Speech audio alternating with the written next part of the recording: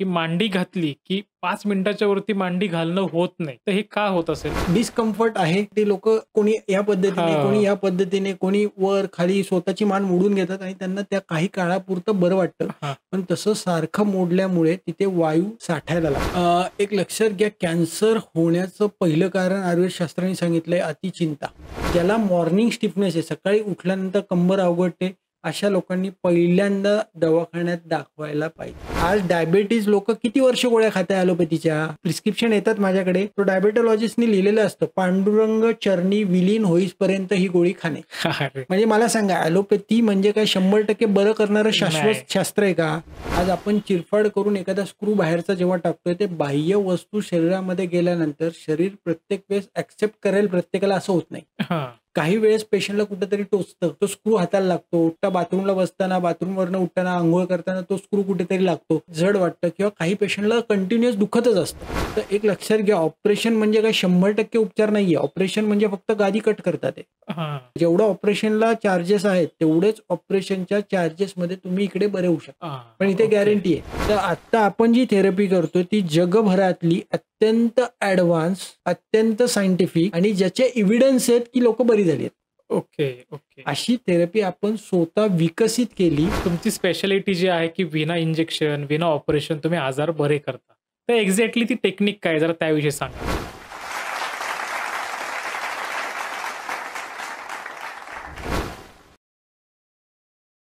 नमस्कार, मी गणेश कुंभार आपल्या सगळ्यांचं स्वागत करतो गोष्ट फायद्याची आपल्या पॉडकास्टमध्ये. मंडळी, कंबरदुखी, पाठदुखी, मणक्याचे वेगवेगळे आजार हे सध्या कॉमन झाले. ह्याच आजारांवरती जर कुठलीही चिरफाड न करता, ऑपरेशन न करता इलाज आहेत का? तर नक्कीच आहेत. याविषयी मार्गदर्शन करण्यासाठी आज आपल्या स्टुडिओमध्ये आलेला आहे डॉक्टर विराज भंडारी सर. तर याविषयी अधिक जाणून घेऊयात त्यांच्याबरोबर. सर, तुमचं आमच्या स्टुडिओमध्ये खूप खूप स्वागत आहे. नमस्कार, मी डॉक्टर विराज भंडारी.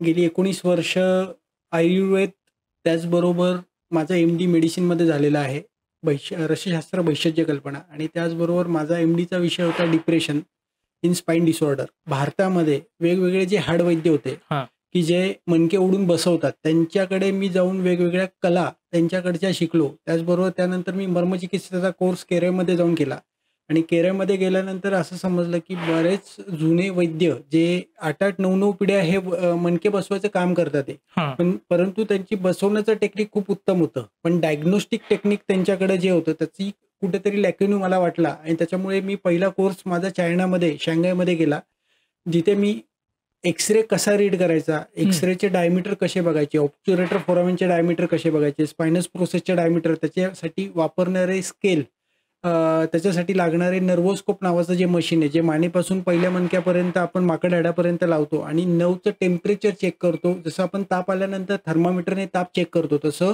ज्यावेळेस इन्फ्लामेशन होतं, गादीला इन्फ्लामेशन आली, गादी बाहेर आली, त्यानंतर तिथे टेम्परेचर वाढतं आणि ते इन्फ्लामेशन मोजण्यासाठी नर्वोस्कोप नावाचं मशीन वापरलं जातं. मानेपासून पहिल्या मणक्यापासून ते माकड हाडापर्यंत ते आपण चेक करतो की नक्की टेम्परेचर किती आहे, किती दिवसापासून हा त्रास त्यांना होतोय, this is the acute condition, chronic condition, हे सगळं आपल्याला त्या नर्वोस्कोपने समजतं. त्याचबरोबर त्याच्यानंतर मी पुढचा कोर्स माझा ऑस्ट्रेलियामध्ये केला. ऑस्ट्रेलियामध्ये क्रायोप्रॅक्टरचा कोर्स केला. त्याचबरोबर रॉल्फिंगचे काही सेशन्स, रॉल्फ मुवमेंट्स आणि स्ट्रक्चरल इंटिग्रेशन असे काही कोर्सेस मी US दिल्लीमध्ये केले ग्लोबल इन्स्टिट्यूटमधनं, आणि त्याच्यानंतर मी बॅरल इन्स्टिट्यूट जर्मनी, पोर्तुगीज, इटलीचे त्यांचे काही कोर्सेस मी मुंबई, दिल्लीमध्ये, त्यांची युनिव्हर्सिटी दिल्लीमध्ये येत होती आणि ते आम्हाला कोर्सेस घेत होते. त्या पद्धतीने मी ऑर्गन मॅनिप्युलेशन, न्यूरोमेनिंजियल मॅनिप्युलेशन असे वेगवेगळे कोर्सेस जे की स्पाईनशी रिलेटेड आहेत, की ज्याच्यामध्ये पोश्चर करेक्शन करायचं आहे, मसल बॅलन्स करायचे आहेत, लिम्फ नोडचं ड्रेन करायचं आहे, त्याचबरोबर जिथे जिथे नोड्स बनले त्या नोडला डिझॉल्व्ह करायचं आहे. तर बऱ्याच वेळा काय होतं की पेशंटला पाठ दुखायला लागते, पण पाठ दुखायला लागल्यानंतर बऱ्याच वेळा वाटतं की ऑपरेशन करायचं का. कारण आज भारतामध्ये कुठल्याही ऑर्थोपेडिक कडे गेलो आपण, MRIचा रिपोर्ट घेऊन गेलो तर ते MRIला बरे करतात, ते पेशंटला बरे करत नाही. एक लक्षात घ्या, गादी कट करणं म्हणजे उपचार नव्हे. बऱ्याच वेळा गादी कट केल्यानंतर म्हणजे 2 मणक्यातलं जे अंतर आहे ते बऱ्याच वेळा डॉक्टर लोक जी गादी बाहेर येते या पद्धतीने, ती गादी कट करतात, ह्या 2 मणक्यातलं अंतर ते वाढवत नाहीयेत. हां. आज आपल्या केस स्टडीमध्ये आम्ही डॉक्टर भंडारी स्पाईन टेक्निक जे डेव्हलप केलं त्यामध्ये आम्ही 2 मणक्यातलं अंतर वाढवतोय. ॲन्युलस फायबर म्हणजे पाण्याची गादीची परत निर्माण करून ती जेलीमध्ये कशी आणता येईल या ओके. संदर्भातले वेगवेगळे एक्सरसाइज पॅटर्न, त्याच्यासाठी वेगवेगळ्या मशीन्स, त्याच्यासाठी वेगवेगळी इन्स्ट्रुमेंट, भारताच्या बाहेरनं सगळे इन्स्ट्रुमेंट आपल्या दवाखान्यात आणलेत. आज आपल्याकडे महाराष्ट्रातल्या 36 जिल्ह्यातले जवळ-जवळ 250 तालुक्यातले पेशंट आपल्याकडे येतात. ओके. वाह! आणि त्याचबरोबर Dubai, Kuwait, Abu Dhabi, Sharjah, Australia, Germany, Netherland मधनं महिन्याला कमीत कमी एक 15 ते 16 पेशंट दवाखान्यात येत असतात आणि ते ट्रीटमेंट घेऊन जातात. कारण आपण थेरपी जी बसवली ती महिन्यातनं 1 दिवस 3.5 तासापासून ते 5 तास 7 तासापर्यंत आपण उपचार देतो आणि त्याच्यामध्ये जे काही गाद्या बाहेर आल्यात त्या साधारण 9 ते 12 सेशनमध्ये पूर्ण गादी आत जाते आणि ऑपरेशन पूर्णपणे वाचतं पेशंटचं. ओके. आज जे लोक 2-2, 3-3 वेळा ऑपरेशन झाले आणि त्यांना सायटिकाचा त्रास होतोय, स्लिप डिस्कचा त्रास होतोय, असे पेशंटही आज दवाखान्यात कमीत कमी महिन्याला कमीत कमी 15 ते 16 येतात आणि ओह! त्यांचेही ऑपरेशन आपण वाचवले, यश आलेलं आहे. त्यामुळे वाह! ही जी थेरपी आम्ही डेव्हलप केली आहे ती अत्यंत सायंटिफिक एव्हिडन्स बेस्ड थेरपी आहे आणि त्याचा उपयोग आजपर्यंत कमीत कमी एक साधारण 30 ते 35,000 लोकांना झाला. सध्याच्या युगात ही टेक्निक म्हणजे अद्भुतच म्हणावं लागेल, की विना ऑपरेशन जर व्यक्ती बरा होतोय, तर त्याच्यापेक्षा काय पेशंटला हवंय. तर आता तुम्ही जे बोललात, की स्लिप डिस्क म्हणा किंवा सायटिका ह्या विषयी आपण पुढे बोलूयात. पण बेसिक आपण सुरुवात करूयात चर्चेला. एक नॉर्मल सहज प्रश्न असा आला म्हणून विचारायचा आहे, की आपण घरात बसल्या-बसली बोटं मोडतो, पाठ मोडतो, मान मोडतो. तर हे मोडणं योग्य आहे की अयोग्य आहे? एक लक्षात घ्या, कुठलाही अवरोध निर्माण झाला शरीरामध्ये, आज आपल्याला एक कुठेतरी डिस्कम्फर्ट वाटलं, कुठेतरी तो गॅस बाहेर पडतो, दॅट इज द नायट्रोजन.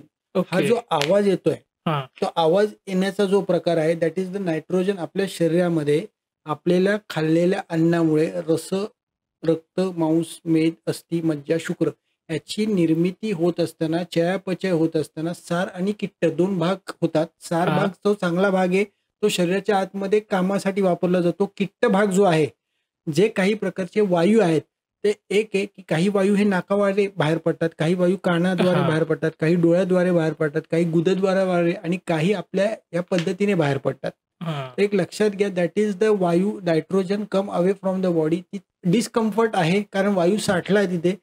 तो बाहेर काढण्यासाठी लोक कोणी या पद्धतीने, हां. कोणी या पद्धतीने, कोणी वर खाली स्वतःची मान मोडून घेतात आणि त्यांना त्या काही काळापुरतं बरं वाटतं. हां. पण तसं सारखं मोडल्यामुळे तिथे वायू साठायला लागतो. ओके. त्यामुळे आपलं जेवण आपण योग्य वेळेत घेतोय, हं. आपली झोप आपण वेळेवर घेतोय, तर आपल्याला तो वायू साठणार नाहीये. पण आपण ओके. अवेळी जेवतोय, मैद्याचे पदार्थ, ब्रेडचे पदार्थ खूप खातोय, पास्ता, पिझ्झा, बर्गर, सँडविचेस सारखे पदार्थ रोजच जेवणात आहेत, तर तो वायू तुमचा साठणार आहे आणि रोज अजीर्ण, अपचन आणि त्यातनं त्या वायूची निर्मिती होणार आहे. ओके. म्हणजे योग्य नाहीये मोडणं. मोडणं तुम्हाला डिस्कम्फर्ट आहे, तुम्ही मोडा, परंतु रोज सवय नको येते की मी रोजच ते करेन. सध्या स्लिप डिस्क म्हणा किंवा ह्याचे प्रमाण खूप वाढलंय. तर एक्झॅक्टली त्यामागची कारणं काय आहेत? पटकन मूव्हमेंट, फास्ट मूव्हमेंट करणं, चुकीच्या हालचाली करणं, खूप वेळ एका जागेवर बसणं, खूप वेळ ॲक्टिव्हिटी करणं, कुठल्याही प्रकारची ॲक्टिव्हिटी खूप वेळ करणं आणि व्यायामाचा अभाव ही एक मोठी कारणं स्लिप डिस्कसाठी आहेत. आणि सायटिकाही सध्या खूप मोठ्या प्रमाणात वाढलाय. तर त्यामागची काय कारणं आहेत? सायटिका आणि स्लिप डिस्क हे दोन्ही आजार एकच आहेत. फक्त ते सायटिका म्हणजे काय आणि स्लिप डिस्क म्हणजे काय, तर जेव्हा डिस्क ही बाहेर पडते, हां. डिस्क ही बाहेर पडते त्याला म्हणायचं स्लिप डिस्क. ओके. आणि ती स्लिप डिस्क झालेली डिस्क ही तुमच्या मज्जातंतूवरती दबते, नर्ववरती दबते, त्याला म्हणायचं सायटिका. ओके. मग ती ओके. मुंग्या चालू करते. हां. L3, L4 मध्ये जर दबली तर पेशंटच्या थाईजमध्ये म्हणजे मांडीच्या पुढच्या भागात मुंग्या येतात. L4, L5 मध्ये जर नस दबली गेली, सायटिक नर्व पिन झाली, तर पिंढऱ्यांच्या तिथे हॅमस्ट्रिंगच्या मागे दुखायला लागतं. हां. सकाळी उठल्यानंतर कंबर अवघडायला लागते. रोज सकाळी उठलं की कंबर अवघडते, दिवसभर बरं वाटतं. मग ही सगळी जी लक्षणं आहेत ही होण्यामागची कारणं तुम्हाला मी मगाशी सांगितली, की पटकन मूव्हमेंट, फास्ट एका सेकंदात 3 मूव्हमेंट करणं, झटका बसेल असं काहीतरी, स्पीड ब्रेकरवरती गाडी जोरात आदळणं, खूप ट्रिपचा प्रवास करणं चुकीचा. तर हां. या सगळ्या गोष्टीमुळे होतं. यासाठी एकच आहे की तुम्ही कंपल्सरी रोज व्यायाम जर केले, सूर्यनमस्कारासारखा व्यायाम रोज करताय, 20 ते 30 सेकंद एका पोझिशनमध्ये होल्ड करताय, असे 6 सूर्यनमस्कार रोज मारले तर तुमच्या पाठीमध्ये ताकद निर्माण होणार आहे आणि गादी स्लिप होणार नाही. की आता बरेच जणांना ट्रॅव्हलिंग करायची हौस असते, जे 4 व्हीलरपेक्षा 2 व्हीलर चालवणं कम्फर्ट त्यांना वाटतं. बरोबर. पण मग त्यांना मणक्याचे आजार सुरू होतात. मग अशा लोकांनी काय करायला पाहिजे? पहिली गोष्ट, तुम्ही ट्रिपला जाताय, 4 व्हीलर वापरताय किंवा 2 व्हीलर वापरताय किंवा रेल्वेचा प्रवास, विमानाचा प्रवास, दर 1 तासानंतर तुम्हाला गाडीवरनं उतरायचं आहे आणि कंपल्सरी 3 ते 5 मिनिटं चालायचं आहे. ओके. कंटिन्युअस 5 तास 6 तास जर तुम्ही प्रवास केला तर 2 मणक्यातलं अंतर हे कमी कमी कमी होतं, कारण तिथे पाणी आहे. हां. आणि ते पाणी खाली आलं, कमी झालं तर एकमेकाला मणके घासतात आणि त्यातनं ऑस्टिओफाईट किंवा डिजनरेटिव्ह चेंजेस चालू होऊन काही वेळा फ्रॅक्चर्स होतात. हां. तर दर 1 तासाने कंपल्सरी गाडीवरनं उतरायचं, 2 व्हीलरवरनं 2 ते 3 मिनिटं चालायचंय. रेल्वेचा प्रवास करताय, मधल्या पॅसेजमध्ये दर 1 तासाने तुम्ही चाला 5 मिनिटं. हां. विमानाचा प्रवास करताय, मधल्या पॅसेजमध्ये चाला, म्हणजे हे डिजनरेटिव्ह चेंजेस होणार नाहीत आणि ते पाणी कमी होणार नाही. नॉर्मली आपण बसल्यावरती हाताला मुंग्या येणं किंवा पर्टिक्युलर बोटांना, पायाच्या अंगठ्यांना मुंग्या येणं, ही गोष्ट का होत असेल? एक लक्षात घ्या, मुंग्या येणं जो प्रकार आहे तो बऱ्याच वेळा कधी कधी स्लिप डिस्क सायटिकामुळे होतो, कधी कधी व्हिटॅमिन डेफिशियन्सी, हां. जसं हिमोग्लोबिन खूप कमी झालंय, ओके. व्हिटॅमिन B12 कमी झालेलं आहे, व्हिटॅमिन D कमी झालेलं आहे, त्यामुळेही बऱ्याच वेळा तळहात आणि तळपायाला मुंग्या हां. येतात. तळहात तळपायाला मुंग्या येतात, जेवताना बसलो आपण की ती नव कुठेतरी पिंच होते आणि त्यातनं मुंग्या चालू होतात, किंवा रक्ताचा सप्लाय होत नाहीये टुवर्ड्स द ओके. बॉडी, हां. पेरिफेरल नर्वस सिस्टीमला, तर त्याच्यामुळे बऱ्याच वेळा मुंग्या होतात. तर मुंग्या येणं हे बऱ्याच वेळा तुम्ही चेक करा की तुमचं व्हिटॅमिन D बरोबर आहे का, व्हिटॅमिन B12 बरोबर आहे का आणि हिमोग्लोबिन तुमचं व्यवस्थित आहे का, हे जर चेक केलं आणि हे नॉर्मल नसेल तर तुम्हाला मुंग्या येणार आहेत. मग हे नॉर्मल करण्यासाठी काही एक्सरसाइज? एक लक्षात घ्या, व्हिटॅमिन B12 साठी तुम्ही गाजर, बीट, डाळिंब उकडून खायची आहेत. ओके. आठवड्यातले 3 ते 4 दिवस. काळे मनुके 11 रोज सकाळ संध्या खावा. आल्याचा तुकडा आणि मीठ दिवसभरात 3 ते 4 वेळा चावून खायचं आहे, म्हणजे भूक चांगली लागेल, अन्नपचन चांगलं होईल आणि चांगल्या अन्नपचनातनं रक्त निर्माण होतं.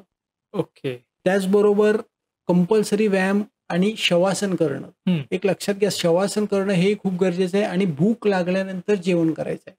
बऱ्याच ओके. वेळा जो पांडू म्हणजे रक्ताल्पता, ज्यांचं HB कमी आहे, त्यांच्यामध्ये भूकच नसते. हं. अरुची हे लक्षण असतं की मला काही खाण्याची रुची नाही. करेक्ट. हां. उल्हास, अन्न समोर आलं की मळमळते, हां.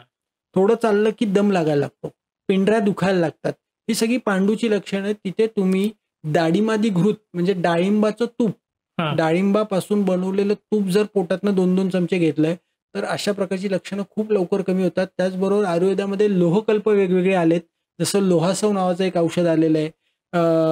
रक्त वाढवण्यासाठी सुवर्णमाक्षिक, मंडूर भस्म ही काही औषधं आलेली आहेत, लोहभस्म आलेलं आहे. हे जर योग्य मात्रेत वैद्यकीय सल्ल्याने जर घेतलं तर नक्कीच तो फायदा होणार आहे आणि ती सगळी लक्षणं कमी होऊन जाणार आहे.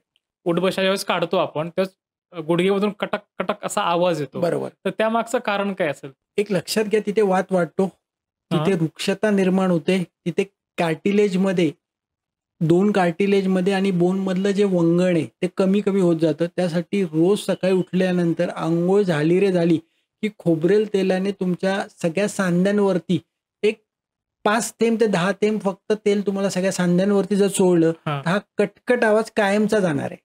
आणि नॉर्मली समजा आता कसं होतं की आता समजा आपला पॉडकास्ट बघितला, काही जण लगेच व्यायामाला सुरुवात करतात. रनिंग केली, 1-2 दिवस रनिंग केल्यानंतर ना त्यांच्या नडगी जी असते तिकडे काय म्हणतात सूज येते किंवा दुखायला लागतं. बरोबर. मग 2 दिवस केलं तरी ते दुखते. 8-10 दिवस थांबलं, आराम केला की मग थांबतं. पण परत सुरू केलं की परत दुखतं. मग हे का होतंय? एक लक्षात घ्या, तुमच्या मधली मसल पॉवर जी आहे ती कमी आहे. ओके. यासाठी तुम्ही शतावरी कल्प दुधासोबत घ्या. अंजीर कमीत कमी 3 ते 4 अंजीर, 3 ते 4 खारीक जर खाऊन त्यानंतर तुम्ही व्यायामाचा प्रकार, पहिला दिवस आहे, पहिले 9 दिवस तुम्ही 100 मीटरच पळा. ओके. आज काय करतात लोक, पॉडकास्ट बघितला की दुसऱ्या दिवशी लगेच सकाळी उठतात, नवीन बूट घेऊन येतात, सॉक्स घालतात, टी शर्ट, गॉगल आणि कमीत कमी 10 किलोमीटरचा राऊंड मारतात. मग तिथे कुठेतरी मसलला ॲक्टिवेटर सगळे मसल्स होतात, मसल बंप होतात आणि त्याच्यामुळे काफ मसलमध्ये नोड्स तयार होतात, गाठी येतात, तिथे CPK वाढतो, काही वेळा बऱ्याच वेळा तिथे रक्ताचा स्त्राव हा कमी जास्त होतो, कॉन्ट्रॅक्शन होतं आणि ते सगळं सुजून दुखायला लागतं. तुम्ही पहिल्या आठवड्यामध्ये तुम्ही 100 मीटर पळा, दुसऱ्या आठवड्यामध्ये 150 मीटर पळा, तिसऱ्या आठवड्यामध्ये 200 मीटर, प्रत्येक आठवड्यात 50-50 मीटर वाढवत गेलो तर तुम्हाला हा त्रास होणार नाही. समजा ज्या लोकांना स्लीप डिस्क आहे किंवा कंबरदुखीचा त्रास आहे, तर त्यांनी इंडियन टॉयलेट वापरलं पाहिजे की वेस्टर्न? एक लक्षात घ्या, आपण भारतीय संस्कृतीमध्ये राहतोय. तुम्ही जर कंटिन्युअस इंडियन टॉयलेट वापरताय तर तुमचा आपानाचा वेग म्हणजे मल बाहेर येण्याचा जो प्रकार आहे तो इझी होणार आहे, पण सकाळी लवकर उठायचं आहे त्यासाठी. हां. ब्राह्मे मुहूर्ते उद्दिष्टिते. सकाळी तुम्ही सूर्य उगवण्याच्या आधी 3 ते 4 प्रहर जर उठताय तर तुमचा मलाचा वेग ऑटोमॅटिक येणार आहे. ओके.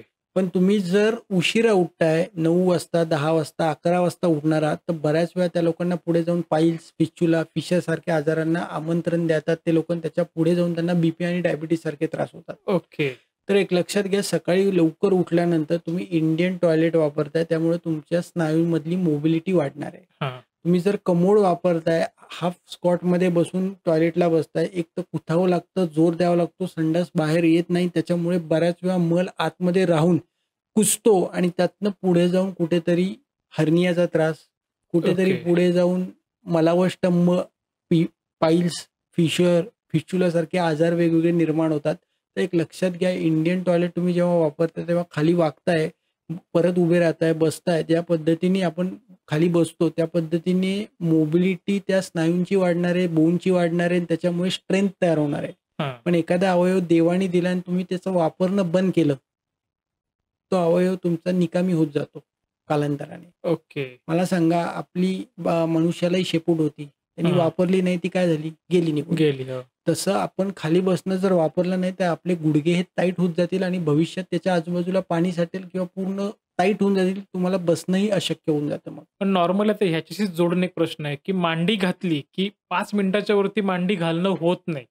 तर हे का होत असेल? एक लक्षात घ्या, त्यांनी काय करायचं, खाली बसताना मांडीच्या खाली म्हणजे बटकच्या तिथे तुम्ही एक पिलो घ्या सुरुवातीला. ओके. बटकच्या तिथे पिलो घेतला, तुमचा पेल्विस बॅलन्स होतो आणि बसायला लागतात. हां. ज्यावेळेस तुमचे ज्या लोकांचे हॅमस्ट्रिंग टाईट असतात, मांडीच्या मागचे मसल्स कडक होतात किंवा शॉर्ट होतात, त्यावेळेस मांडी घातली की त्याला दुखायला लागतं. हां. तर एक लक्षात घ्या, त्या मसलवरती आपल्याला काम करायचं आहे, डायग्नोज करायचं की हॅमस्ट्रिंग शॉर्ट आहे का इलियाकस शॉर्ट आहे. हां. जर त्या मसलला रिअलाइन केलं, त्या मसलमधले नोट सोडवले, तर इझिली मांडी पहिल्या दिवसापासून घालता येते. मग जास्त वेळ मांडी घालता येण्यासाठी काही एक्सरसाइज आहेत का? नॉर्मली आपण कुठल्या कीर्तनाला बसलो, कुठे Yes. बसलो तर माणसांचे पाय लगेच सरळ करावे लागतात. हॅमस्ट्रिंग स्ट्रेचचे एक्सरसाइज जे आहेत, जेणेकरून तुम्ही पाठीवरती झोपायचं आहे. पाठीवर झोपल्यानंतर दोन्ही गुडघे छातीपाशी घ्यायचे आहेत, निप्पलच्या वरती.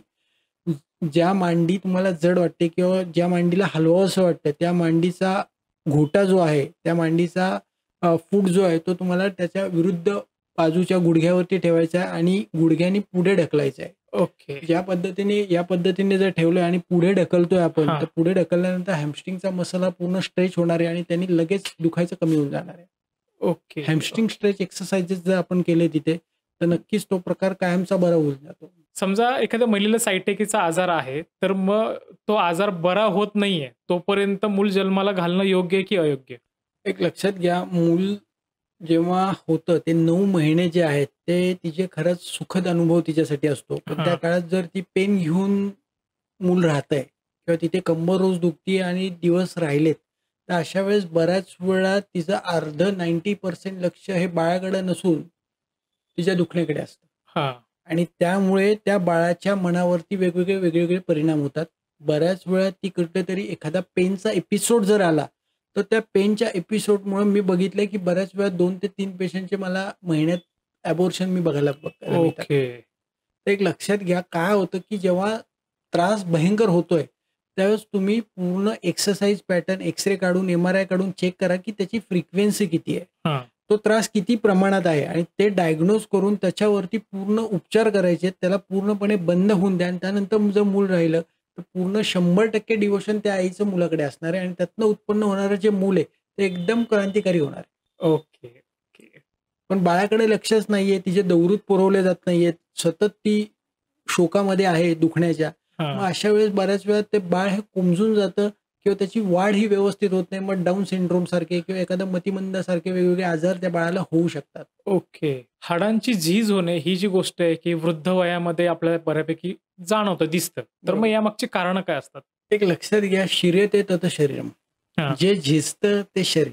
हां. शरीर हे जन्मापासून, आईच्या पोटापासून ते वार्धक्यापर्यंत हे कंटिन्युअस त्याची डिजनरेटिव्ह चेंजेस हे चालू असतात. हा. परंतु काय होतं की काही औषधं जी आहेत ती रसायन आहेत. हम्म. जसं आवळा हे रसायन आहे. च्यवनप्राश ऋषींनी आवळा 100व्या वर्षी खाऊन परत चिरतारुण्य मिळवलं. ओके. असे काही आयुर्वेदात रेफरन्सेस आहेत. तर एक लक्षात घ्या, म्हातारपण जे आहे त्या काळामध्ये तुम्ही तुमचा उदान चांगला तयार करताय. तुमचं शरीरामध्ये वेगवेगळी रसायनं आयुर्वेदशास्त्रामध्ये सांगितलेली आहेत. आवळा रसायन सांगितलंय, हिरडा रसायन सांगितलंय, धात्री रसायन. हे वेगवेगळी रसायन कल्प जर पोटामध्ये घेतले तर तुमचे मसल्स, तुमचे बोन, तुमचे स्नायू, लिगामेंट हे रिजनरेशन होतं, ओके. रिज्युनेशन होतं. परत त्याची निर्मिती होते. एक लक्षात घ्या, कुठल्याही गोष्टीची निर्मिती, स्थिती आणि लय, हा. पण परत निर्मिती शरीर आतमध्ये करत राहतं. असं नाही होत की ती गोष्ट संपली म्हणजे संपली. ओके. शरीराच्या आतमध्ये 90% गोष्टी ह्या तयार होत असतात. फक्त आपल्याला त्याला वेळ द्यायचा आहे आणि आतमधला आवाज ऐकायचा आहे. आज काय ओके. झालंय, आपण बाहेरचा आवाज जास्त ऐकतोय. हा. आज तुम्ही बघा, इन्स्टाला विचारतो आपण की मी काय जेवण करू, हा. पण तुम्हाला आतमधनं काय वाटतंय, मी आज काय जेवण करावं, हे तुम्ही डोळे बंद केलं तर तुम्हाला कळेल की मला आज गोड खाऊशी वाटतंय, हा. का आंबट खाऊशी वाटतंय, का कडू खाऊशी वाटतंय. बॉडीला जे गरजेचं आहे तीच चव बॉडी तुम्हाला सांगणार आहे. पण इन्स्टा अल्गोरिदम सांगतो. करेक्ट. की कंबरदुखी, पाठदुखी, मानदुखी हे जे आजार सध्या होत आहेत 30-40 नंतर, तर याची कारणं काय आहेत? एक लक्षात घ्या, आजकाल सेडेंटरी लाईफस्टाईल चालू झाली आहे. व्यायाम हा आपल्या फक्त मोबाईलमध्येच दिसतोय. हा. स्क्रीनमध्ये आपण कोणतरी व्यायाम करताना दिसतं, पण स्वतः आपण व्यायाम कुठलाच करत नाही. तर व्यायाम हा प्रत्येकाने कमीत कमी एक 6 ते 8 सूर्यनमस्कार जर मारले तर कंबरदुखीचा त्रास हा होणार नाहीये. ओके. पहिलं कारण आहे व्यायामाचा अभाव. हं. दुसरं कारण आहे चुकीच्या पद्धतीने काहीतरी पटकन उचलणं. Quick sudden of okay. Action. मोबाईलमध्ये स्क्रोल करतोय, एखादी रील बघतोय आणि ते बघत असताना काही लोक काम करतात घरातलं, हम्म. आणि ते काम करताना सिलेंडर उचलतोय किंवा एखादी कुंडी ढकलतोय किंवा एखादा दरवाजा ढकलतोय, काहीतरी घरातलं सामान हलवतोय. अशा वेळेस ज्यावेळेस दसरा दिवाळीला आवरायला काढतात लोक, त्यावेळेस बऱ्याच वेळा काहीतरी चूक होते आणि त्यातनं कंबर दुखायला लागते. हा. एका सेकंदामध्ये कुठेतरी 3 मुवमेंट जर पटकन झाल्या तर क्विक सडन ऑफ जी पाण्याची गादी आहे, जो मधला न्यूक्लियस पल्प आहे, तो हा. पटकन टॉर्क आणि फोर्स वाढल्यामुळे बाहेर फेकला जातो. ओ. त्यामुळे तिथले लिगामेंट तुटतात आणि गादी बाहेर येते. हे एक ओके. मोठं कारण आहे. त्याचबरोबर आज स्पोर्ट्स मधले क्रिकेटर्स आहेत, कबड्डी खेळणारी मंडळी आहेत, खो खो खेळणारी मंडळी आहेत, कुस्ती खेळणारी लोक आहेत. बऱ्याच वेळा कुठेतरी टॉर्क आणि फोर्स चुकतो आणि एखादा झटका बसतो त्यांना क्विक सडन ऑफ ऍक्शन मध्ये, त्यावेळेस त्यांची कंबर लॉक होते. ओके. बऱ्याच वेळा खूप वेळ एका जागेवर बसणं हे हा. पण कंबर दुखायचं मोठं कारण आहे. खूप ओके. वेळ उभं राहणं, त्याला आम्ही अतिसाहस हा. किंवा 6 तास, 8 तास, 10 तास उभं राहणं हे पण कंबरदुखीचं एक मोठं कारण आहे. बऱ्याच वेळा काही लोकांना कॉन्स्टिपेशन म्हणजे पोट साफ होत नाही आणि हा. त्यामुळे कंबर दुखायला लागते. ओके. काही लोकांना लघवी साफ होत नाही, खडे होतात आणि त्या खड्यांमुळे कंबर दुखायला लागते.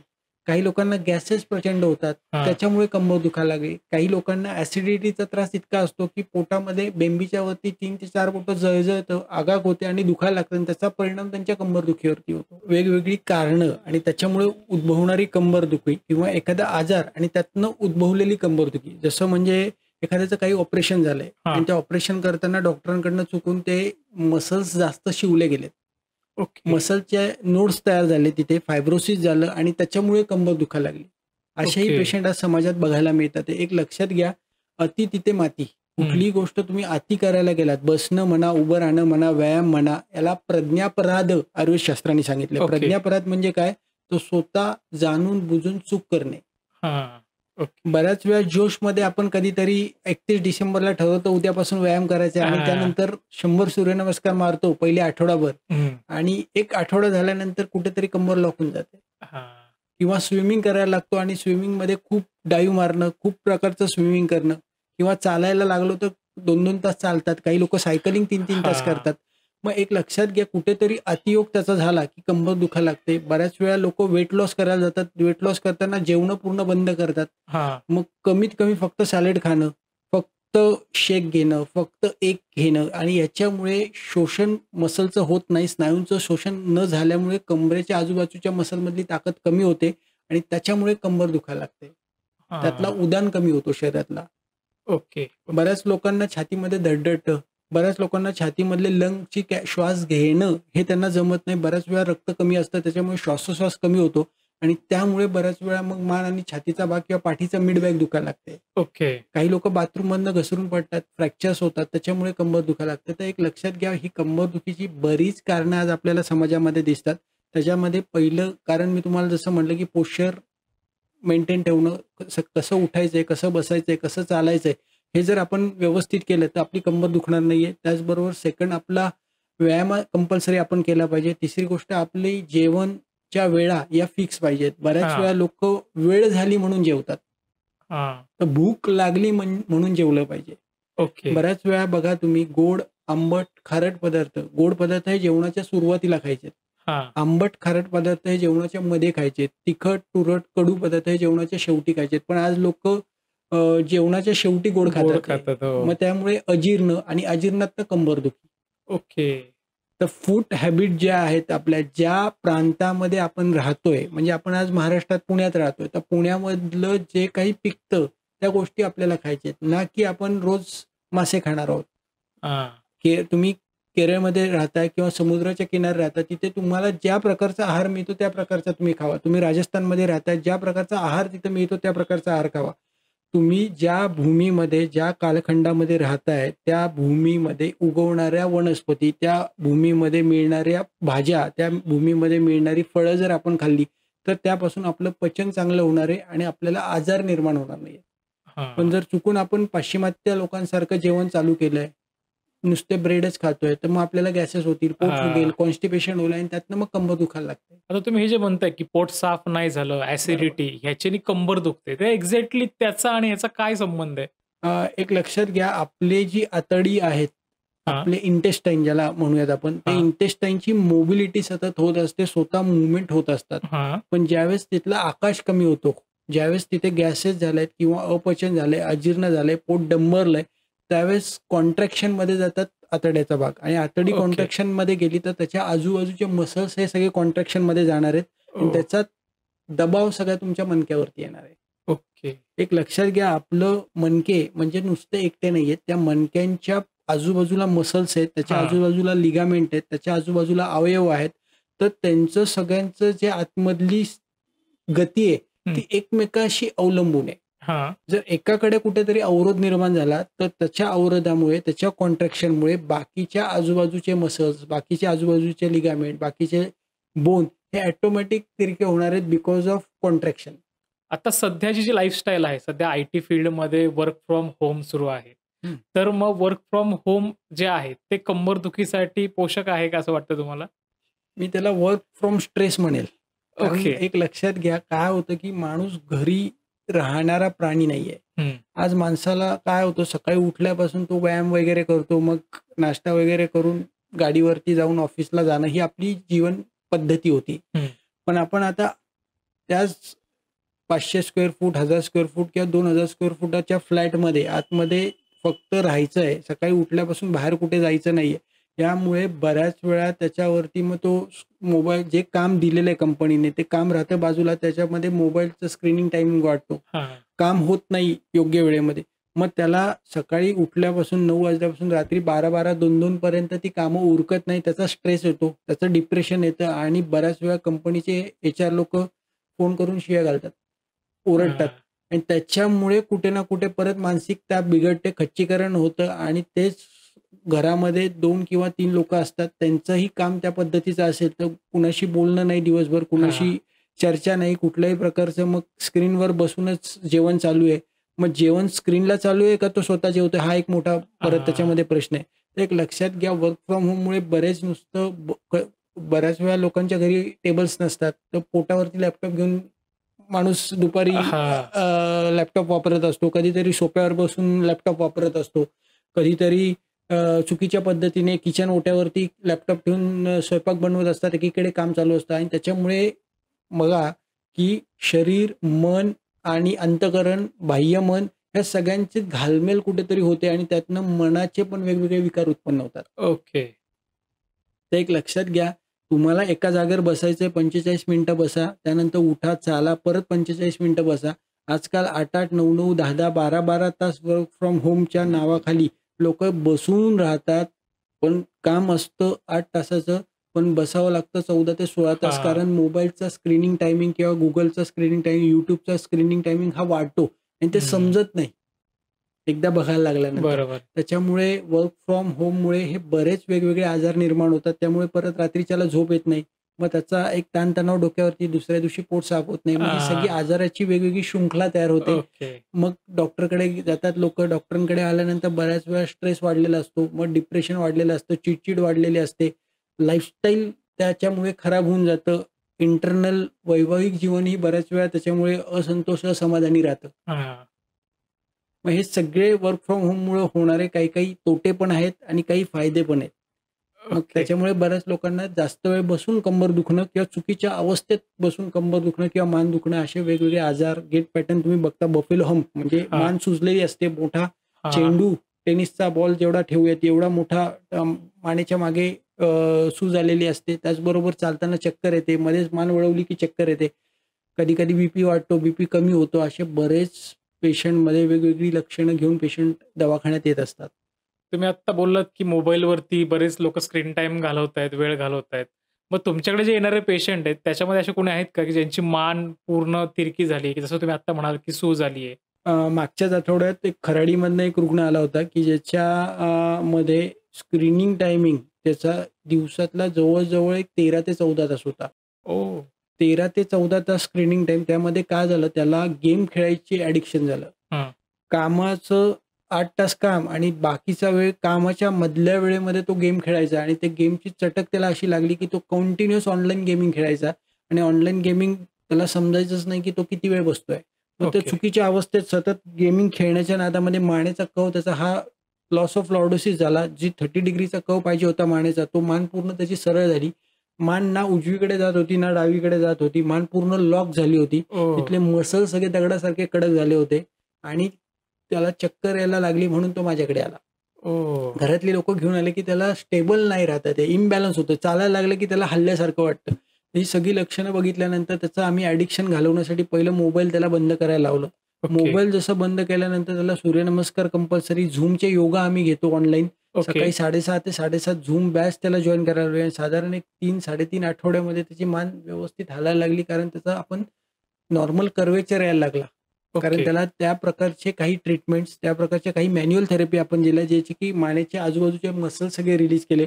डोक्यावरचा स्ट्रेस, त्याचा जो डोपामाइन होता खेळण्यामुळे मिळत होता, त्याला हां. त्याच्याऐवजी आपण चित्रकला, त्याला आवडते तर चित्रकला काढायला लावली. ओके. त्याला थोडंसं मग मध्ये आधी जिमला जायचं, रोज संध्याकाळी जिमला जायला लावलं. थोडंसं वॉकिंग वाढवलं त्याचं. तर त्याच्या माइंड डायव्हर्ट केल्यामुळं हळू त्याचा स्क्रीनिंग टाईम हा कमी झाला आणि त्याची मान ही हालायला लागली पूर्ण. तुम्ही आता बोलताना म्हणालात की काही लोकांना जो स्पाईन असतो तो एस सारखा झालेला असतो. तर त्यामागचे एक्झॅक्टली कारण काय आहेत? ज्यावेळेस कोणत्याही पेशंटची गादी बाहेर येते, नस चोकअप होते, नस दबली जाते, त्यावेळेस आजूबाजूचे ऑर्गन, आजूबाजूचे मसल्स हे कडक होतात, कॉन्ट्रॅक्शनमध्ये जातात. कारण बॉडीचं मेकॅनिझम आहे, कुठलीही गोष्ट बाहेर पडत असेल तर तिला थांबवणं. ओके. मग जेव्हा मसल कडक होतात तर ॲटोमॅटिक बोन हा तुमचा तिरका होतो. हां. बिकॉज ऑफ गादीला बाहेर पडून द्यायचं नाहीये. हे बॉडीचं ॲटोनॉमिक नर्वस सिस्टीमचं टेक्निक आहे. ओके. जसं टॉन्सिल झाल्यावर बघा तुम्ही घशाला सूज येते, हां. बॅक्टेरियल इन्फेक्शन आत जाऊ नये म्हणून. बरोबर. त्याचप्रमाणे पाठीच्या मणक्याचे जे कव आहेत, ते जे बदलण्याचं कारण आहे तुमच्या गादीला इजा पोचू नये. ओके.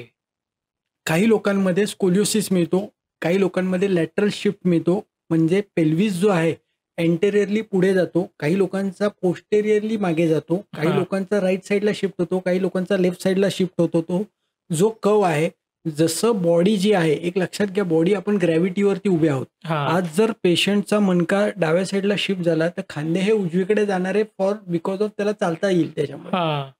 Because of gravity. आज जे काही तिरकेपणा येतोय किंवा तिरकेपणा होतोय तो बॉडी स्वतः आतमधनं शिफ्ट सरळ करण्याचा प्रयत्न करत असते किंवा तिथली सूज घालवण्याचा प्रयत्न करत असते. ओके. मग त्याला आम्ही मदत काय करतो, तर 2 मणक्यातलं अंतर जर वाढवलं तर ती डिस्क आत जाते आणि त्याच्यावरची सूज कमी होऊन जो वाकडा झालेला, तिरका झालेला, कॉन्केव्ह झालेला कव जो आहे तो सरळ व्हायला मदत मिळते. तुम्ही आता बोलताना हे म्हणालात की काही गाठी होतात बोन्सच्या बाजूला. तर सध्या कॅन्सर खूप मोठा काय म्हणतो आजार आहे भारतामध्ये किंवा बरोबर. जगामध्ये. बरोबर. तर बोन कॅन्सर ही जी गोष्ट आहे तर ती एक्झॅक्टली का होते? एक लक्षात घ्या, कॅन्सर होण्याचं पहिलं कारण आयुर्वेदशास्त्राने सांगितलंय अतिचिंता. ओके. ज्या लोकांना अतिचिंता आहे, अति विचार, जे लोक सतत कंटिन्युअस, ज्यांच्या डोक्यामध्ये काही ना काही विचार आहेत, मग ते आर्थिक असतील, फायनान्शियल्स असतील, किंवा नोकरी संदर्भात असतील, किंवा घरातले विचार असतील, किंवा कौटुंबिक भेद असतील, हां. कुठेतरी तो शरीरामध्ये एका लिमिटच्या पुढे क्रोध, हां. शोक, भय, ईर्ष्या, द्वेष, मत्सर ही भावना जर कुठेतरी वाढली, त्याचे सगळे इमोशन हे आतमध्ये स्टोअर होतात आणि त्याच्यापासून नोड्स तयार होतात. ओके. दूषित मांस खाणं, शिळं अन्न खाणं, फ्रीजमधलं अन्न खाणं, ॲल्युमिनियमच्या भांड्यातलं अन्न खाणं, हे सगळं गाठी निर्माण करणार आहे. ओके. पहिला मानसभाव. म्हणून तर संत तुकोबाराय म्हणतात, मना करारे प्रसन्न, हां. सर्व सिद्धीचे हे कारण. हं. मनच जर प्रसन्न नसेल, सतत चिंता असतील, मनामध्ये विषाद चालू आहे, सतत डोक्यामध्ये काहीतरी विचार चालू आहेत, तर तुमच्या शरीराच्या आतमध्ये त्या छोट्या छोट्या पोकळ्यांमध्ये गाठी तयार होणार आहेत. त्या गाठी कधी कधी कॅन्सरच्या असू शकतात, त्या गाठी कधी कधी बिनाईन किंवा मॅलिग्नंट किंवा लायपोमा किंवा इतर मेदोज ग्रंथी असू शकतात. ओके. म्हणून आनंदी राहावा. आयुष्यामध्ये जे घडत आहे तो भगवंताचा प्रसाद आहे. आज आपल्याला कारल्याची भाजी जेवायला मिळाली आहे, आनंद आहे. जिलेबी मिळाली आहे, आनंद आहे. जे घडतंय तो भगवंताचा प्रसाद आहे. Okay. It's a God gift. आपलं कर्म समजायचं आणि पुढे जायचं म्हणजे आपल्याला त्रास होत नाही. हां. जेव्हा आपण त्याला कार्य किंवा इतर गोष्टीचं क्वेश्चनिंग करतो, संशय निर्माण करतो. बघा, ज्यावेळेस भगवद्गीता श्रीकृष्ण सांगत होते अर्जुनाला, त्याला विषाद उत्पन्न झाला.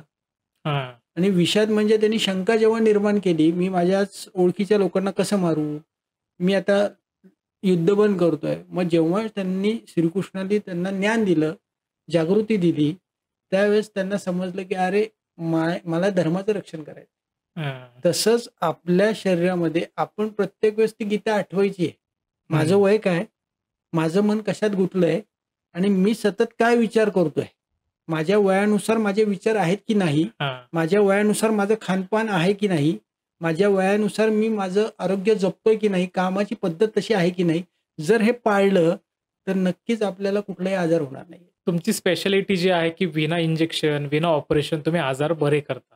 तर एक्झॅक्टली ती टेक्निक काय, जरा त्याविषयी सांगा ना? कोणताही रुग्ण दवाखान्यात आल्यानंतर आम्ही त्याच्यात पहिली नाडी परीक्षा चेक करतो. नाडी परीक्षा बघून त्याच्यातला प्राण, उदान, समान, अपान, व्यान कुठला वायू वाढलाय आणि त्या वायूमुळे त्याच्या शरीरामध्ये कोणती कोणती लक्षणं दिसतात, जसं थकवा येतोय का, पोट गच्च होतोय का, पोट साफ होत नाहीये का, पाठ जड वाटते का सकाळी उठल्यानंतर, पायाला मुंग्या येतात, जड वाटतं, पाय बधीर होतो, पायात आगाग होते, मांडीपर्यंतच दुखतं, मांडीची मागची बाजू दुखते, मांडीची पुढची बाजू दुखते, कमरेमध्ये विशिष्ट भागात दुखतं, कमरेत ओढल्यासारखं वाटतं, आतमध्ये दाबल्यासारखं दुखतं, किंवा पूर्ण कंबर दुखते, किंवा कमरेचा भाग काही ह्या पद्धतीने म्हणजे पंप लाईन, त्याला सिलेंड्रिकल पेन आहे, अनफोल्ड पेन आहे, रिफोल्ड पेन आहे, ते कुठल्या प्रकारचं पेन आहे ते पहिलं आम्ही पेशंटचं डायग्नोज करतो. पेशंटला उभं केलं जातं, चेक केलं जातं की तुम्हाला कुठून कसं दुखतं ते मला सांगा. ते त्यानंतर आम्ही पेशंटचं पोश्चर बघतो की पोश्चरची ग्रॅव्हिटी कशी आहे. टोटल 10 ग्रॅव्हिटी आहे. कुठल्याही माणसाची जी ग्रॅव्हिटी आहे, first gravity is breath. Patient श्वास कसा घेतोय आणि त्याचा श्वास कुठनं चालू होतोय आणि कुठपर्यंत जातोय. ओके. त्यानंतर सेकंड आपण त्याचे चेक करतो ते फीट, त्याचा तो कसा उभा आहे, त्याच्या फीटमध्ये ग्रॅव्हिटी कशी आहे, सुपायनेशन आहे, प्रोनेशन आहे, उभं राहिल्यानंतर पायाचे फूट हे आतमध्ये गेले, टुवर्ड्स द जमिनीकडे गेले का टुवर्ड्स द स्कायकडे गेलेत. त्याचबरोबर त्याची लॅटरल लाईन आपण चेक करतो, त्याची मीडियल लाईन म्हणजे कोर लाईन चेक करतो. त्याच्यानंतर कोर ऍक्टिव्हेट आहेत का नाही, कोर ऍक्टिव्हेट म्हणजे त्याचे ऑर्गन्सचे आजूबाजूचे लिगामेंट ऍक्टिव्हेट आहेत का नाही ते चेक केलं जातं.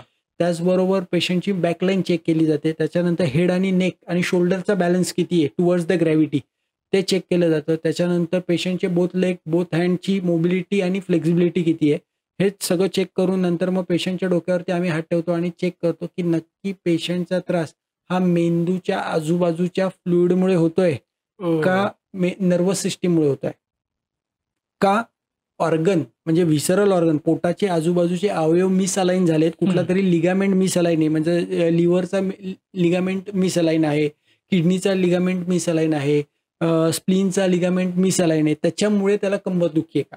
Okay. Where is the primary fault in the body, where is the secondary fault in the body, हे आम्ही त्यांच्या डोक्यावरती हात चेक करून बघतो की नक्की कुठला मणका हल्लेला आहे. ओके.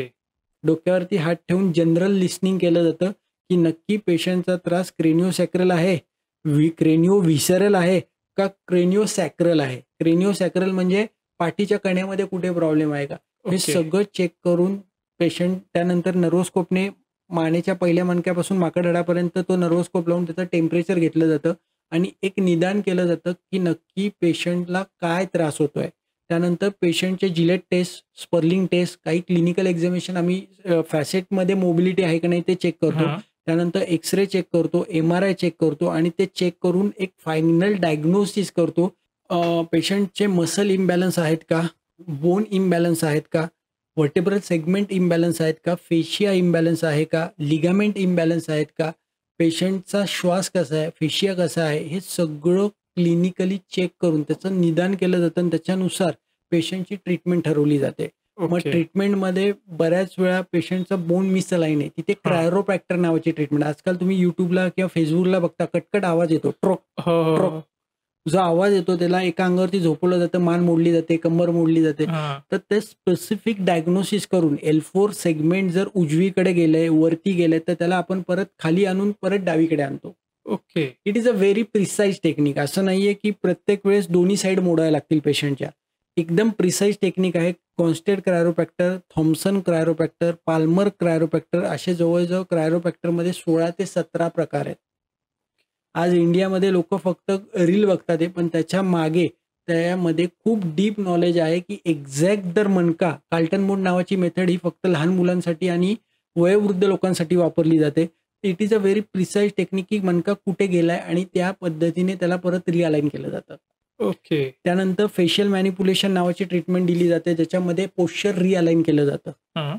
म्हणजे खांदे वर खाली झालेत, कमरेचा भाग तिरका झालाय, उजवीकडे गेलाय, हो. कंबर तिरकी झाली, पाय पुढे गेलेले, धनुष्यबाण झालाय शरीराचा करेक्ट, करेक्ट. किंवा मणका तिरका झाला, त्याला परत रिअलाइन करून पेशंटचं डोकं, पेशंटचं पोट आणि पेशंटचे पाय, पेल्विस, हे सगळं एका लाईनीमध्ये आणलं जातं 360 डिग्री. ओके. त्याच्यानंतर आम्ही पेशंटला इस्तम नावाची ट्रीटमेंट देतो, ज्याच्यामध्ये पेशंटच्या पाठीमधले, कमरेमधले जे नोड्स तयार झालेले आहेत, हं. ते नोड्स आम्ही डिझॉल्व्ह करतो. ओके. बऱ्याच वेळा कमरेच्या आजूबाजूला नोड्स तयार होतात, गाठी तयार होतात आणि त्या गाठी जोपर्यंत डिझॉल्व्ह होत नाही, नऊच्या आजूबाजूला फायब्रोसिस झालेलं असतं, लिगामेंटच्या आजूबाजूला फायब्रोसिस झालेलं असतं, कॅलोजन फायबरच्या गाठी, त्या सगळ्या गाठीसाठी अमेरिकेतनं 2 इन्स्ट्रुमेंट आणलेत. त्या इन्स्ट्रुमेंटने घासून ते प्रोबने पूर्ण त्या प्रोबने डायग्नोसिस पण होतं नक्की गाठ कुठे आहे हां. आणि ती गाठ डिझॉल्व्ह करण्यासाठी पण त्याच इन्स्ट्रुमेंटचा वापर केला जातो. ओके. त्याच्यानंतर पुढची ट्रीटमेंट आहे ते म्हणजे कॅलोजन फायबर रिलीज. त्याच्यामध्ये एक प्रकारचं मशीन आहे, त्याच्यामध्ये कॅलोजन फायबरच्या गाठी विरघळवण्यासाठी त्या मशीनचा वापर केला जातो. ओके. ते मानेच्या आजूबाजूला, कमरेच्या आजूबाजूला ती मशीन वापरली जाते. त्याचबरोबर MET, muscle energy technique exercises काही पेशंटला शिकवले जातात. त्यानंतर डिकॉम्प्रेशन नावाचे 2 टेबल्स आहेत, डिकॉम्प्रेशन अँड FD, हां. ज्याच्यामध्ये 2 मणक्यातलं अंतर वाढवून पेशंटचा मणका जो आहे तो फ्लेक्शन किंवा डिस्ट्रॅक्शनमध्ये घेऊन जाता येतो, जेणेकरून 2 मणक्यातलं ज्यांचा एपिकॅनॉल 2 mm, 4 mm, नॉर्मल गादी ही 14 ते 16 mm एपिकॅनॉल पाहिजे. बऱ्याच हां. वेळा MRI मध्ये लिहून येतं की 2 mm शिल्लक आहे, 4 mm शिल्लक आहे, 6 mm शिल्लक आहे. मग अशा केस स्टडीमध्ये आपण ते 14 ते 16 पर्यंत घेऊन जाऊ शकतो 9 ट्रीटमेंटमध्ये. ओके. आणि सगळ्या ट्रीटमेंट या महिन्यातनं 1 दिवस 3.5-4 तास दिल्या जातात. त्याच्यामुळे कमीत कमी 9 ते 12 ट्रीटमेंटमध्ये पेशंट पूर्णपणे बरे होतात.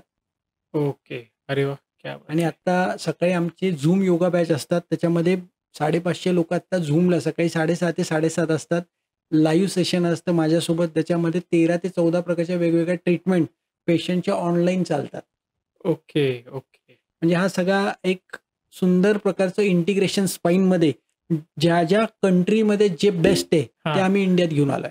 वाह! क्या बात अमेरिकेत है. जे बेस्ट आहे ते इंडियात आणलेलं आहे स्पाईनसाठी. भारतात जे श्रेष्ठ होतं, भारतातले जे नाडी परीक्षा आहे, भारतामधली हाडं बसवण्याची जी पद्धत होती, हां. बोन सेटिंग, भारतातली मर्मचिकित्सा, भारतातली वनस्पती कल्प, हां. हे त्याचं विशिष्ट वेगळं नॉलेज कमीत कमी 300 ते 400 वैद्यांकडनं मी घेतलं आणि ते आता मी वापरतोय. त्याचबरोबर अमेरिकेतली लोकांचं नॉलेज आपण इंडियात आणलं, जपानमधल्या लोकांचं नॉलेज इंडियात आणलं, पोर्तुगीज, इटली, जर्मनी, फ्रान्स, स्वित्झर्लंड इथल्या लोकांचे सगळे नॉलेजेस स्पाईनसाठी जे काही वापरतात ते हा कॅनडा, इटली, त्यांचे सगळ्या ट्रीटमेंट आपण इंडियात एका ह्याच्यामध्ये बसवल्या अंडर वन रूफ आणि ओके त्याचा इव्हिडन्स घेतला, त्याचं पायलट स्टडी केले, त्याचे एक एक ट्रीटमेंट कमीत कमी 1000 लोकांना वापरून त्याचा प्रोटोकॉल डिझाईन केला, त्याच्यावरती हजारो प्रयोग झाले आणि त्यानंतर आज ती एकदम शाश्वत पूर्णपणे पेशंटला बरी करणारी चिकित्सा पद्धती डेव्हलप केलेली आहे. मला वाटतं जे कोणी हा पॉडकास्ट बघतायत आणि ज्यांना कोणाला हा त्रास आहे कंबरदुखी, पाठदुखी, तर त्यांनी नक्कीच सरांच्या क्लिनिकला भेट द्या आणि विना इंजेक्शन आणि विना ऑपरेशन तुमचा आजार तुम्ही बरा करा. तुमच्या क्लिनिकमध्ये समजा एखादा पेशंट आला तर त्याला तुम्ही ऑपरेशनच करावं लागेल, हे कुठल्या सिव्हिअर केसेसमध्ये सजेस्ट करता? जिथे अँड्रोलिस्थेसिस झालाय म्हणजे मणका तुटून पुढे आलेला आहे, बऱ्याच ओके. वेळा काही पेशंटचा जो फॅसेट आहे हा तो फॅसेट तुटतो आणि त्याच्यामुळे तो मणका हा पुढे येतो आणि पुढे आल्यामुळे पेशंटच्या तळपायाला आगाग होते. ओके जिथे पेशंटच्या तळपायाला आगाग आहे, जिथे पेशंटचा मणका हा अनस्टेबल आहे, अनस्टेबल म्हणजे पुढे वाकला की तो मणका पुढे जातोय, मागे आला की परत मागे येतोय, कंटिन्युअस मुवमेंटमध्ये तो पुढे मागे करण्याची त्याची मुवमेंट असेल, त्याला आम्ही म्हणतो अनस्टेबल सेगमेंट विथ अँट्रोलिस्थेसिस. हा अशा केसेसमध्ये आम्ही ऑपरेशन सजेस्ट करतो. पण ज्यांचं रिट्रोलिस्थेसिस झालंय, ज्यांचं रिट्रोलिस्थेसिस मणका मागे आलाय, हा तर तो 100 नाही 1,00,000% बरा होतो. ओके ओके ज्याच्यामध्ये गादी बाहेर आली आहे, ज्याची नस दबलेली आहे, ती पूर्णपणे बरी होते. ओके. परंतु मणका तुटून पुढे गेलेला आहे, एक लक्षात घ्या, एक व्यावरता म्हातारी लोक म्हणतात बघा, एकदा पुढे गेला की परत माणूस मागे येत नाही आयुष्यात.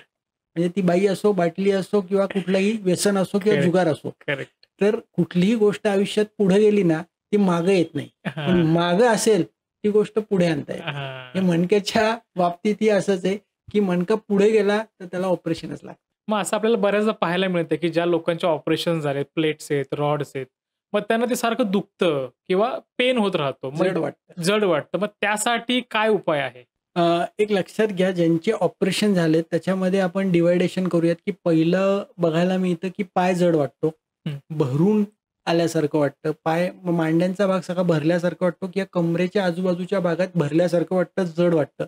अशा लोकांमध्ये तुम्ही वाळू गरम करून मोहरीचं तेल त्या भागात लावायचंय आणि वाळू गरम करून त्यांनी आठवड्यातले 3 दिवस जर शेकलं तर तिथला जडपणा हा कमी होतो. ओके. काही लोकांमध्ये तिथे मुंग्या कंटिन्युअस राहतात, तर मुंग्या जर येत असतील तर तिथे ऍडजस्टमेंट क्रायोबॅक्टर ट्रीटमेंट केली तर त्या मुंग्या पूर्णपणे बंद होतात. ओके. काही पेशंटमध्ये बधिरता जाणवते, नमणे जाणवतो कंटिन्युअस, तिथे रक्तमोक्षण आणि अग्निकर्म. रक्तमोक्षण म्हणजे काय, तर जळवा जे धन्वंतरीने समुद्र मंथनाच्या वेळेस अमृत घटकासोबत जी जळू एक आणली वरती, ती जळू जर पेशंटच्या जिथे ज्या भागात जडपणा आहे, जिथे मुंग्या येतात तिथं जर लावल्या तर तो जडपणा, मुंग्या येणं, बधिरपणा हा पूर्णपणे कमी होतो. ओके. त्या जळवा दूषित झालेलं रक्त शोषून घेतात तिथलं आणि तिथला सगळी परत संवेदना निर्माण होते पेशंटला. Okay okay. त्याचबरोबर तिथे अग्निकर्म म्हणजे सोन्याची शलाका असते, ती गरम केली जाते आणि त्याचे डाग दिले जातात.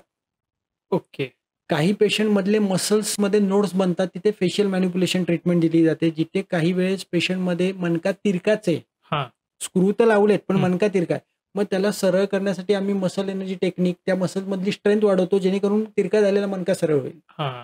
मग जिथे गरज आहे मॅन्युअल थेरपीची, तिथे आपण जिथे गरज आहे तिथे मॅन्युअल थेरपी वापरतो, जिथे आयुर्वेदिक औषधाची गरज आहे तिथे आयुर्वेदिक औषधं, जिथे योगाची गरज आहे तिथे योगा, जिथे एएनएस सेशनची गरज आहे तिथे एएनएस सेशन वापरलं जातं. बीएस मुवमेंट, एक विशिष्ट प्रकारच्या मुवमेंट्स पॅटर्न त्याला दिल्या जातात जेणेकरून तिथली मोबिलिटी वाढेल. Okay okay.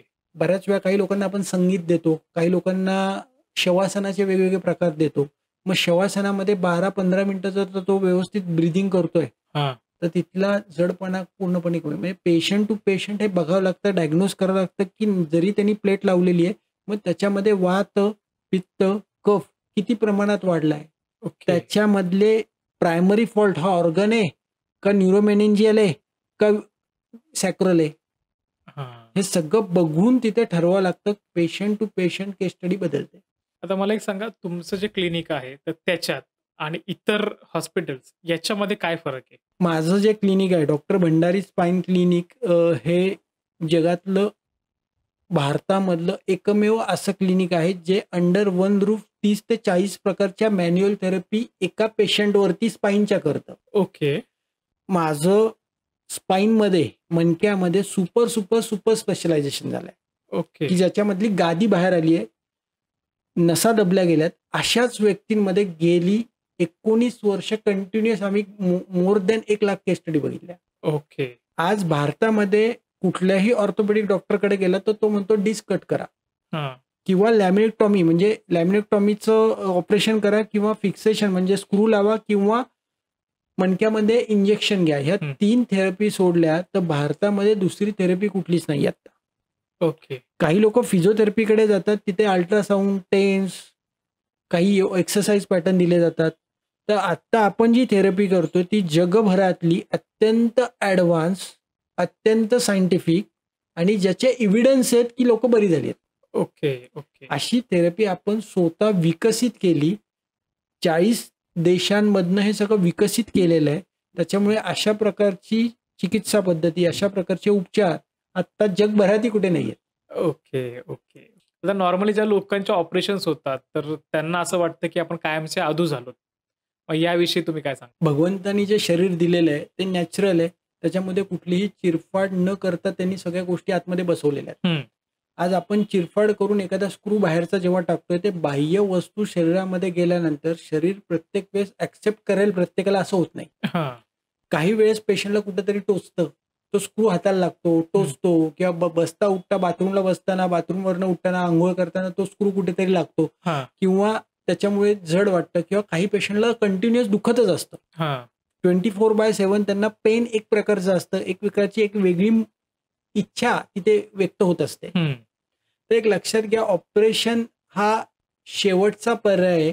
तर लोकांना ऑपरेशन सांगितलं तर तुम्ही ऑपरेशन करू नका, परंतु ज्यांची ऑपरेशन झालेत त्यांनी अवश्य आयुर्वेदिक वैद्यांना भेटा आणि त्याच्यावरती वेगवेगळे जर स्थानिक लेवलला उपचार पद्धती केल्या तर तुम्हाला असणाऱ्या आताच्या ज्या अडचणी आहेत त्या नक्कीच कमी होतात. बऱ्याच वेळा कधी कधी फूट ड्रॉप होतो, ऑपरेशन नंतर पायात चप्पल बसत नाही.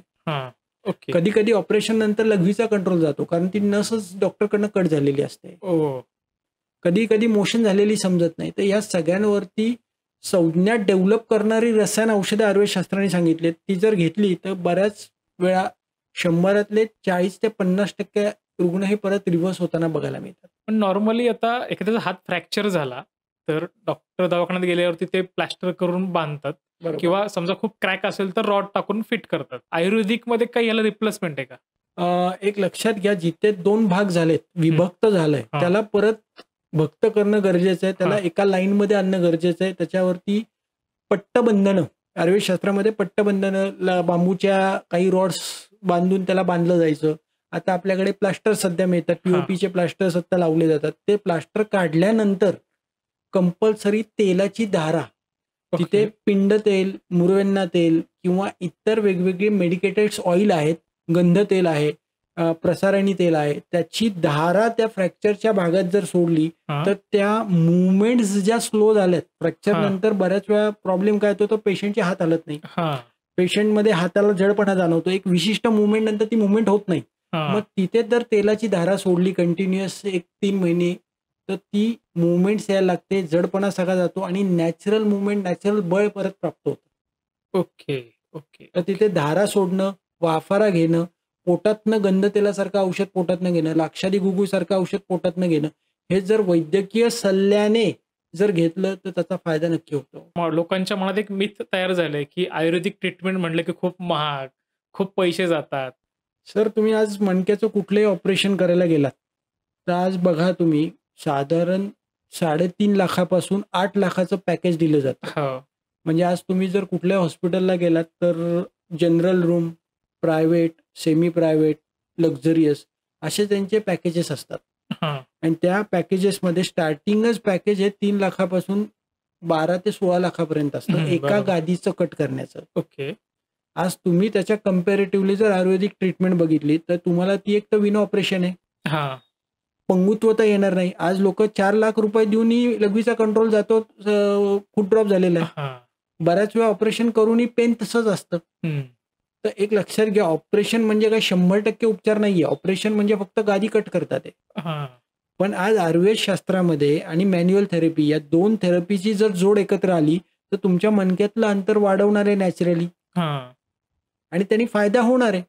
एक लक्षात घ्या, जेवढं ऑपरेशनला चार्जेस आहेत, तेवढेच ऑपरेशनच्या चार्जेसमध्ये तुम्ही इकडे बरे होऊ शकता. पण इथे ओके. गॅरंटी आहे. मला सांगा, इथे असं होत नाही की ह्या ट्रीटमेंट घेतल्यामुळे लघवीचा कंट्रोल गेलाय, ह्या ट्रीटमेंट घेतल्यामुळे पंगुत्व आलंय, ह्या ट्रीटमेंट घेतल्यामुळे बधीरपणा आलाय, ह्या ट्रीटमेंटमुळे कोणतरी एक्सपायर झालंय, असं हां. माझ्या बघण्यात गेल्या 19 वर्षात कोणी नाहीये. पण ओके. ऑपरेशनमध्ये गेलाय, ऑपरेशन केलंय, पण थिएटरमधनं बाहेर येईल का नाही याची शाश्वती कोण देतं तुम्हाला? आता नॉर्मली असं लोकांच्या मनात येतं, की आयुर्वेदिक जर ट्रीटमेंट घेतली तर ती खूप स्लो आहे ॲलोपॅथीपेक्षा, की नॉर्मली आपण एखादी गोळी खाल्ली की बरं वाटतं. पण आयुर्वेदिकच्या गोळ्या खात राहायचं आणि मग कधी बरं वाटणार, असं लोकांच्या डोक्यामध्ये एक संभ्रम असतो. त्याविषयी काय सांगाल? एक लक्षात घ्या, योग्य डायग्नोसिस जर झालं, तर ट्रीटमेंट घेतल्या दिवशी पेशंटला कमीत कमी 30 ते 80% किंवा 100% बरं वाटतं. ओके. योग्य डायग्नोसिस. मला सांगा, एक छोटीशी गोष्ट मध्ये घेतो आता तुमच्या ह्या प्रश्नासाठी मी. अर्जुन, द्रोणाचार्य आणि इतर विद्यार्थी होते. हं. सगळ्यांना विचारलं होतं की तुम्हाला पोपटाच्या डोळ्याला बाण मारायचा आहे, झाडावरती पोपट बसलाय, तुम्हाला काय दिसतंय? काही विद्यार्थ्यांनी सांगितलं की मला पंख दिसतोय, काहींनी सांगितलं चोच दिसतेय, काहींनी सांगितलं पाय दिसतोय, काहींनी सांगितलं पोपटाच्या शेजारी फळ आलेलं आहे, हिरवं पान दिसतंय. फक्त अर्जुननी सांगितलं मला फक्त डोळा डोळा दिसतोय. दिसतोय. मग या मणक्याच्या आजारातला मी अर्जुन आहे. एक लक्षात ओके. घ्या, योग्य डायग्नोसिस जर केलं, हां. योग्य निदान जर केलं, तर पेशंटचं दुखणं कमी होणार आहे. आज तुम्ही ओके. ॲलोपॅथीची औषधं किंवा एखादं वोवेरॉनचं इंजेक्शन किंवा वोवेरॉनच्या गोळ्या, डायक्लोफिनेकच्या गोळ्या, तुम्ही पेन झालं 4 तासासाठी ते पेन कमी आहे. हां. परत 4 तासांनी पेन आहेच ना. बरोबर आहे. ते असं थोडी आहे की मी गोळी खाल्ली आणि माझं कायमचं पेन गेलं. हां. मला सांगा, आज डायबिटीज लोक किती वर्ष गोळ्या खात आहे ॲलोपॅथीच्या? हो ना. काही मी प्रिस्क्रिप्शन येतात माझ्याकडे, तो डायबेटॉलॉजिस्टनी लिहिलेलं असतं, पांडुरंग चरणी विलीन होईपर्यंत ही गोळी खाणे. अरे! म्हणजे मला सांगा, ॲलोपॅथी म्हणजे काय 100% बरं करणारं नाही. शाश्वत शास्त्र आहे का?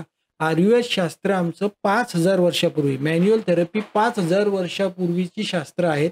त्याच्यामध्ये आज लोकांनी, काही सायंटिस्ट लोकांनी त्याच्यामध्ये बदल केले. ॲलोपॅथी शास्त्र हे आज 200-300 वर्षाचं आहे. हां. आयुर्वेद शास्त्र आमचा आजोबा आहे. बरोबर आहे. आणि एक लक्षात घ्या, डायग्नोसिस हेच महत्वाचं आहे. जर डायग्नोसिस योग्य झालं तर पेन पहिल्या दिवशी कमी होतं. तर आपलं मणका निरोगी राहण्यासाठी झोपताना कसं झोपलं पाहिजे? बसताना कसं बसलं पाहिजे? एक लक्षात घ्या, खुर्चीवर आपण बसतोय, आपले पाय हे 90 डिग्री पाहिजे. खुर्चीला जेव्हा पाय आपण ठेवतोय, ते पाय जमिनीला चिकटले पाहिजेत. पाठीचा कणा खुर्चीला मागे चिकटला पाहिजे. ओके. डेस्क, टेबल, खुर्ची यातलं अंतर व्यवस्थित पाहिजे. ना उंच, ना खाली वाकून बसावं लागतंय, ना मानेचा कव तुमचा खूप खाली जातोय. तुम्हाला बसल्यानंतर इझीनेस वाटतोय म्हणजे तुम्ही योग्य बसलेला आहात. ओके. तुम्ही झोपताय, पाठीवरती झोपायला सांगितले शास्त्राने. हं. काही लोकांना पाठीवरती झोपणं, डाव्या कुशीवरती झोपणं, काही वेळ उजव्या कुशीवर झोपणं, परत डाव्या कुशीवर. म्हणजे झोप साधारण 3 तास पाठीवरती, 3 तास डाव्या कुशीवरती, अर्धा तास उजव्या कुशीवर. ओके. असं जर झोपेचं प्रमाण असेल, अशा प्रकारे झोपलो आपण, तर आपल्या शरीरामध्ये त्रास उत्पन्न होणार नाही, वेगवेगळे आजार उत्पन्न होणार नाही. एक ओके. लक्षात घ्या, पोटावरती झोपतो तो भोगी, डाव्या कुशीवर झोपतो तो निरोगी, उजव्या कुशीवर झोपतो तो रोगी आणि पाठीवरती झोपतो तो योगी. ओके. पण नॉर्मली लोकं झोपताना आता लोड आलाय, तर लोड घेऊन झोपतात, तर ते कितपत योग्य आहे? एक लक्षात घ्या, तुमच्या मानेच्या मध्ये किंवा तुमच्या मानेची हाईट जी आहे ती प्रत्येकाची 4 बोटं, प्रत्येकाची एवढी हाईट आहे मानेची हाईट. हां. तेवढीच उशी तुमच्या 4 बोटा एवढी उशी पाहिजे, ना ती 8 बोटाची किंवा 10 बोटाची पाहिजे. जर ओके. तुम्ही तशा प्रकारे घेतली तर मान काही दिवसांनी फॉरवर्डेड नेक होणार आहे आणि मान अशी पुढे येईल. मग हां. चक्कर यायला लागते, मान दुखायला लागते, डिजनरेटिव्ह झिजायला लागतं बिकॉज ऑफ रॉंग पोश्चर. मग त्याच्यामुळे एक्झॅक्टली उशी किती साईजची पाहिजे काय? उशी ही तुमच्या बोटाच्या 4 बोटं एवढी प्रत्येकाची उशी, किंवा आजकाल मेमरी फोम मिळतात, ते तुमच्या डोक्याच्या वजनानुसार ऑटोमॅटिक दबते. ओके. तर ती खूप चांगली आहे. किंवा 4 बोटं एवढी उशी पाहिजे. उशीमध्ये कापसाची असेल तर दर 1.5-2 वर्षांनी त्यामध्ये कापूस भरायचा आहे. बऱ्याच वेळा मी बघतो की लोकांना उशी मागवतो, ती उशी अशी झालेली असते. हां, गादीचा भाग असा झालेला असतो आणि कंबर दुखते. मग त्यांना आम्ही गाद्या बदलायला सांगतो. हां. तर गादी पण वापरताना काही वेळा मेमरी फोमची गादी वापरा किंवा तुम्ही हार्ड गादी वापरणार असाल तर 2 इंचापासून 4 इंचापर्यंतची गादी पाहिजे. पण ती चारी बाजूनी आणि मध्य बाजू ही समान पाहिजे. हां. असं नको की खड्ड्यात गेलोय कुठेतरी. काही लोक 2 गाद्या घेतात, काही लोक 1 गाद्या घेतात, काही लोक गाद्यांवरती गाद्या टाकून झोपतात. मग तिथे कुठेतरी मणक्याला लचक बसते आणि कंबर दुखायला लागते. नॉर्मली आपण बघतो की स्प्रिंगच्या गाद्या सध्या येत आहेत. तर बरोबर. त्या स्पाईनच्या हिशोबाने ओके आहेत की नाही? एक लक्षात घ्या, 2 इंच ते 4 इंचाचा फर्म पाहिजे. हां. आणि ती गादी झोपल्यानंतर जर आपल्याला झोप लागते चांगली तर ती योग्य आहे. ओके. झोपल्यानंतर तुम्हाला अस्वस्थ वाटतंय, झोपूशी वाटत नाहीये, तर समजायचं आपल्या त्या गादीमध्ये काहीतरी प्रॉब्लेम आहे. आणि मग समजा स्पाईनमध्ये पेन आहे, तर मग अशा कुठल्या केसेसमध्ये तुम्ही लोकांना चटईवर झोपायला सांगता, असं काही आहे का? एक लक्षात घ्या, चटईवरती शक्यतो झोपू नये. बऱ्याच वेळा वात वाटतो. ओके. कमीत कमी ती घोंगडी कमीत कमी एक 2 इंचापासून 4 इंचापर्यंत घोंगडी वापरून जर जमिनीवरती झोपलात तर हां. उत्तम.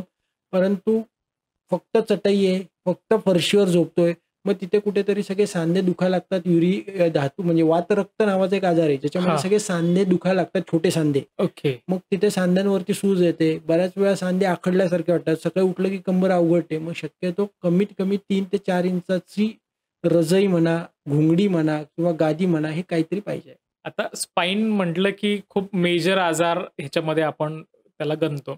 तर एखाद्या पेशंटनी इतर दवाखाने फिरून तुमच्याकडे येण्यापेक्षा तुमच्याकडे येण्याची योग्य वेळ कोणती असली पाहिजे?